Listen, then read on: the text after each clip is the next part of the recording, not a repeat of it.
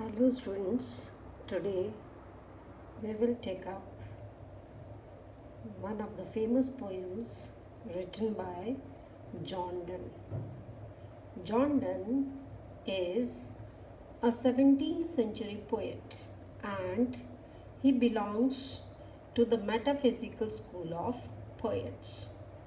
He is noted for his extravagant images and subtle wit. The poem which we are going to do is Go and Catch a Falling Star. In this poem, the poet, in a very light and playful manner, gives a description of his distrust against the womankind through a series of exaggeration. It is no more possible to find a woman who is both fair and faithful. And even if one would find, then she will no longer remain faithful by the time he visits second. Now, in the very first line, the poet says that go and catch a falling star.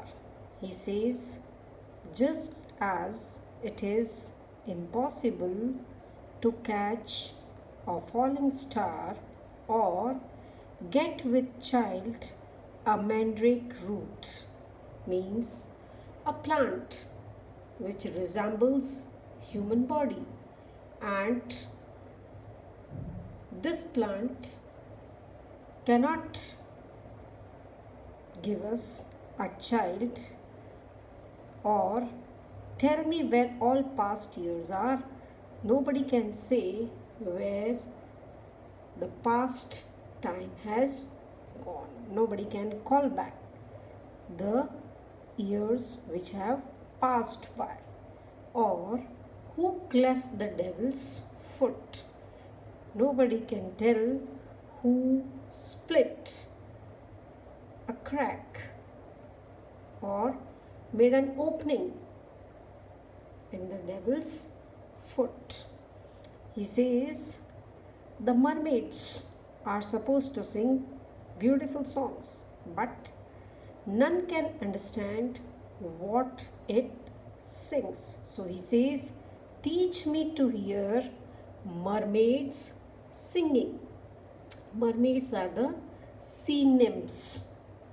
In the next line, he says, or to keep off envy's stinging.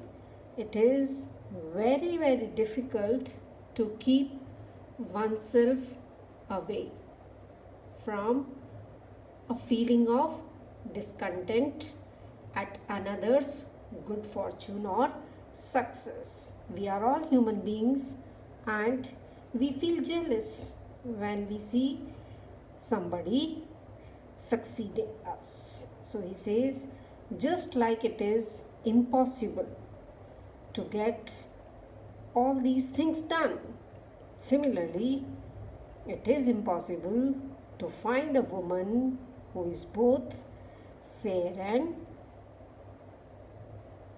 honest.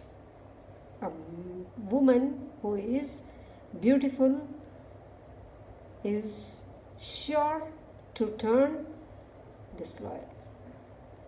He says, if thou beest born to strange sights, things invisible to see. If you are a person who is born with adventurous spirit, who wants to visit various places and see strange sights, then write 10,000 days and nights till age snow white hairs on thee, means you may go on traveling for 10,000 days and nights and With the passage of time, the hair will turn white. Still, when thou returnest, thou wilt tell me all strange wonders that befell thee. And when you will come back after traveling, you will narrate all the incidents which happened with you, all the strange wonders that you saw, and swear nowhere is a woman, lives a woman true and fair.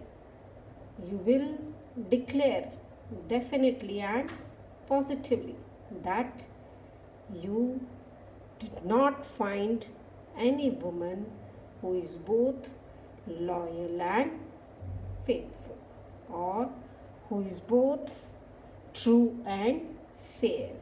True stands for loyal and faithful, and fair stands for beautiful and just.